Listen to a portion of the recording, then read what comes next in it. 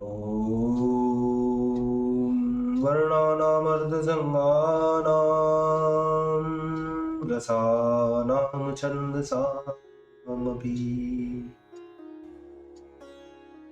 मङ्गलानां च कर्तारो वन्दे वाणी विनायको नारायणं नमस्कृत्य नरं चैव नरोत्तमम् देवीं सरस्वतीं व्यासं ततो जयमुदीरयेत्। गुरुर्ब्रह्मा गुरुर्विष्णु गुरुर्देवो महेश्वर गुरुर्साक्षात् परब्रह्म तस्मै श्री गुरुवे नमः। बोलिए सियावर रामचंद्र भगवान की जय, राधावर कृष्ण कन्हैया लाल भगवान की जय, उमा महेश्वर भगवान की जय, गायत्री ब्रह्मदेव भगवान की जय, सद्गुरुदेव भगवान की जय, माता पिता गुरुदेव की जय, समस्त संतगण भगवान की जय, समस्त भक्तगण भगवान की जय। ओम नमः पार्वती पतये हर हर महादेव।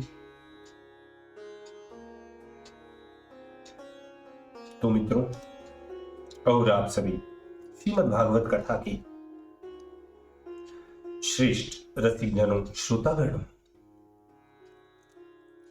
अब तक हमने श्रीमद् भागवत कथा के प्रवाह रूप से कथा को श्रवण किया है, पठन किया है, मनन किया है, कीर्तन किया है, भजन किया है।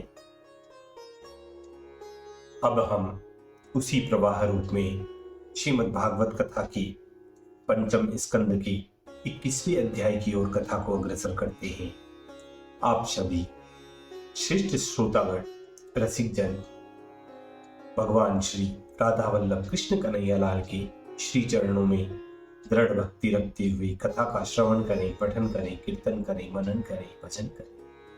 बोलिए श्री राधावर कृष्ण कन्हैया लाल भगवान की जय। तो कहते हैं, काल चक्र कर भ्रमत नित रवि 21 अध्याय, अपनी ही गति से बहुरी सब राशिन में जाय, सब राशिन में जाय। श्री सुखदेव जी बोलते हैं कि हे राजन, हे परीक्षित, भूमंडल की रचना इतना परिमाण अर्थात विस्तार में 65 कोटि योजन का प्रमाण और लक्षण दिखाकर वर्णन की गई। स्वर्ग मंडल का वर्णन जानने वाले शास्त्रकार लोग जो इस प्रकार भूमंडल के परिमाण से ही स्वर्ग मंडल का परिमाण भी कहा करते हैं। इस कारण से जिस प्रकार चेन आदि की दाल की जाए तो एक दाल की दूसरी दाल की समान ही हो सकती है, उसके ही समान भूमंडल का जितना परिमाण है उतना ही स्वर्ग मंडल का परिमाण है। इन दोनों के मध्य भाग में जो आकाश है वह दोनों से मिला हुआ है। उस आकाश के मध्य स्थल में भगवान सूर्य नारायण त्रिलोकी को ताप धूप देते हैं और अपनी दीप्ति से त्रिभुवन को दीप्तिमान करते हैं। सूर्य ही उत्तरायण, दक्षिणायन और विषुवत नामक अपनी मंद, शीघ्र और समान गति से यथाकाल में ऊपर जाना, नीचे आना, समान स्थान में चलने को प्राप्त होकर नित्य काल पर आकर मकर आदि राशि में रात दिन को बड़ा छोटा और समान कर देते हैं। अर्थात जब सूर्य मेष और तुला राशि में गमन करते हैं तब दिन रात प्रायः समान हुआ करते हैं, और जब वृषादि पंच राशि से गमन करते हैं तब दिन बढ़ जाते हैं और महीने महीने से रात्रि क्रमशः कमती होती जाती है। और जब सूर्य वृश्चिक आदि पंच राशियों में वर्तमान होते हैं तब दिन रात उलट पुलट हो जाते हैं, अर्थात दिन छोटा और रात्रि बड़ी हो जाती है। वास्तव में जब तक सूर्य उत्तरायण रहते हैं तब तक दिन बड़े रहते हैं, और जब दक्षिणायन हो जाता है तब तक रात्रि बड़ी हुआ करती है। हे राजन, इस प्रकार से दिवाकर की मंद, शीघ्र और समान चाल से मानसोत्तर पर्वत और मेरु के मध्य में भ्रमण करने का मार्ग 9,51,00,000 योजन का कहा गया है, ऐसा ज्ञानी पंडित और ऋषिगण कहा करते हैं। मानसोत्तर में सुमेरु की पूर्व की ओर इंद्र की पुरी देवधानी है, दक्षिण की ओर यम की पुरी संयमनी है, पश्चिम की ओर वरुण की निम्नलोचनी नाम वाली पुरी है, उत्तर में चंद्रमा की विभावरी नामक पुरी है। इन सब पुरियों में सुमेरु पर्वत के चारों ओर विशेष विशेष समय में उदय, मध्याह्न और अस्त अर्धरात्रि हुआ करती है। यह चार काल सब उदय, अस्त इत्यादि प्राणियों की प्रवृत्ति और निर्वृत्ति के कारण है, अर्थात सूर्य भगवान का उदय अस्त देखकर ही प्राणी गणों की चेष्टादि हुआ किया करती हैं। वहां भी सुमेरु दक्षिण की ओर बसने वालों को इंद्र की पुरी से, और जो पश्चिम के निवासी हैं उनको यमपुरी से, जो उत्तर की ओर के रहने वाले हैं उनको वरुण की पुरी से, और जो पूर्व की ओर रहने वाले हैं उनको चंद्रमा की पुरी से उदयादित होते हुए दिखते हैं। महात्मा पुरुषों ने ऐसा कहा है, परंतु जो प्राणी सुमेरु पर बसते हैं उनको मध्याह्नकालिक सूर्य ताप दिया करते हैं।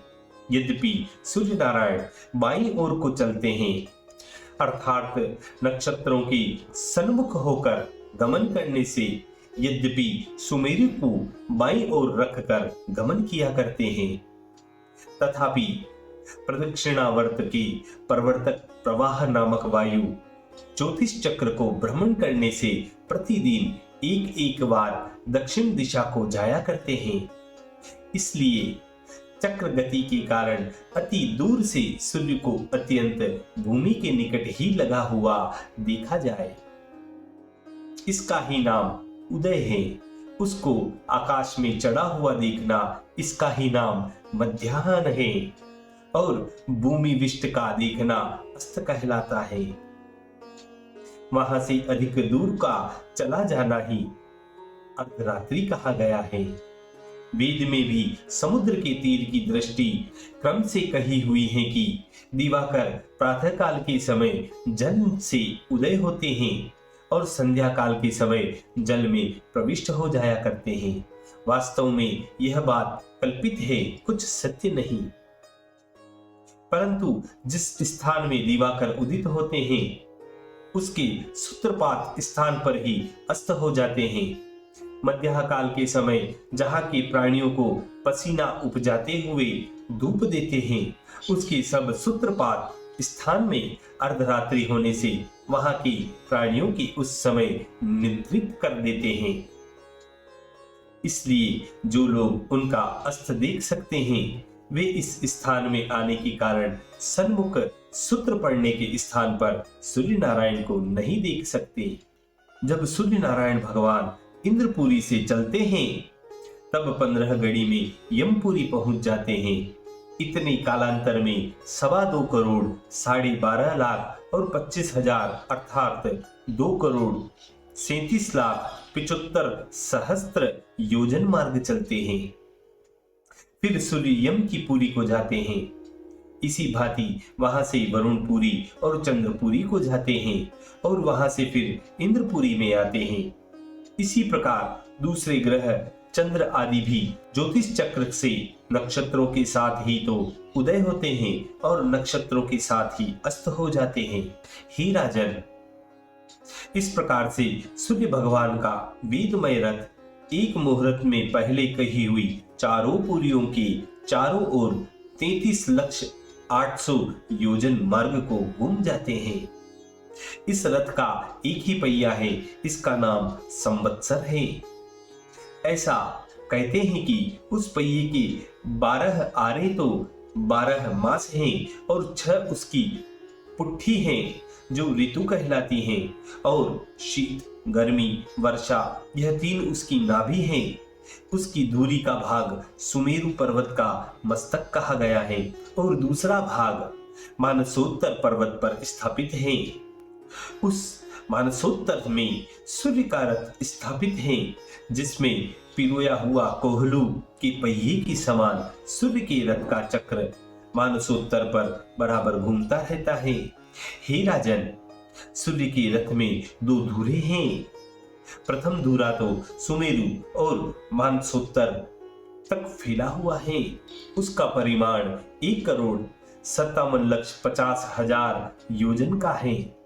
दूसरे धुरे का परिमाण इससे चौथाई है, अर्थात 39,33,000 योजन है। पहला धुरा दूसरे धुरे के पूर्व भाग में बंधा हुआ है और कोहलू के धुरे के समान ध्रुव लोक के वायुपाश से उसका ऊपर का भाग बंधा हुआ है। इस नीड़ अर्थात बैठने का स्थान 36 लाख योजन बड़ा और उससे चौथाई अंश अर्थात 9 लाख योजन ऊंचा है, और इस रथ का जुआ 9 लाख योजन का बड़ा है। इस रथ में गायत्री आदि नामधारी 7 अपूर्वत तुरंग अरुण नाम सारंगी के जोते हुए भगवान मार्तंडेय के रथ को खींचकर लेकर चलते हैं। सूर्य महाराज की सारथी गर्भ में नियुक्त होकर अरुण यद्यपि आगे बैठे रहते हैं, परंतु उनका मुख सूर्य नारायण के सन्मुख ही रहता है, और वालखिल्य नामक ऋषिगण जिनके शरीर का परिमाण अंगुष्ठ पर्व मात्र है और जिनकी संख्या 60,000 है, वे सब इन सूर्य नारायण के सन्मुख संभाषण करने के लिए नियुक्त होकर अनेक प्रकार से सदा उनकी स्तुति किया करते हैं। इसी प्रकार और भी ऋषि, गंधर्व, अप्सरा, सर्प, राक्षस, असुर, देवता इत्यादि जिनकी संख्या एक एक करके 14 से और जोड़ की रीति से 7 जोड़ हैं, वे प्रत्येक मास में भिन्न भिन्न नाम वाले सूर्य भगवान की अलग अलग कार्य करने के द्वारा उपासना किया करते हैं, और इन सब के नाम भी पृथक पृथक हैं। इसीलिए यह एक दोहा भी कहा गया है, यह 7 गण संग में पृथक पृथक कर नाम, स्तुति करत दिनेश की गाय गाय गुणग्राम। हे राजन, दिवाकर इस रीति से परिवृत होकर भूमंडल में 9,01,50,000 योजन गमन करते हुए प्रत्येक क्षण में 2,002 योजन मार्ग चलते हैं। सूर्य सबसे बड़े देवता हैं, सूर्य ईश्वर हैं। देखिए, यहाँ पर एक दृष्टांत आता है, जो यहाँ शब्द कहा गया है कि सूर्य ईश्वर हैं, सूर्य भगवान ईश्वर हैं, तो यहाँ एक दृष्टांत है कि एक पीपल के वृक्ष पर एक उल्लू का घोंसला था। उसी पीपल को प्रातःकाल आकर मनुष्य जल दिया करते थे। तब उल्लू के बच्चे अपनी माता से बोले कि हे माता, सूर्य तो दिखता ही नहीं, यह सब मूर्ख लोग इसको जल देते हैं। उसकी माता बोली कि हे बेटा, सूर्य तेरे बाप ने नहीं देखा, न तेरे दादा ने देखा, तू कहां से देखेगा? क्योंकि सूर्य के तेज के कारण उल्लू के नेत्र मीच जाते हैं, बंद हो जाते हैं, उनको सूर्य नहीं दिखता। ऐसे ही मूर्खों को परमेश्वर नहीं दिखते और सूर्य नारायण तो नित्य उदय होते हैं।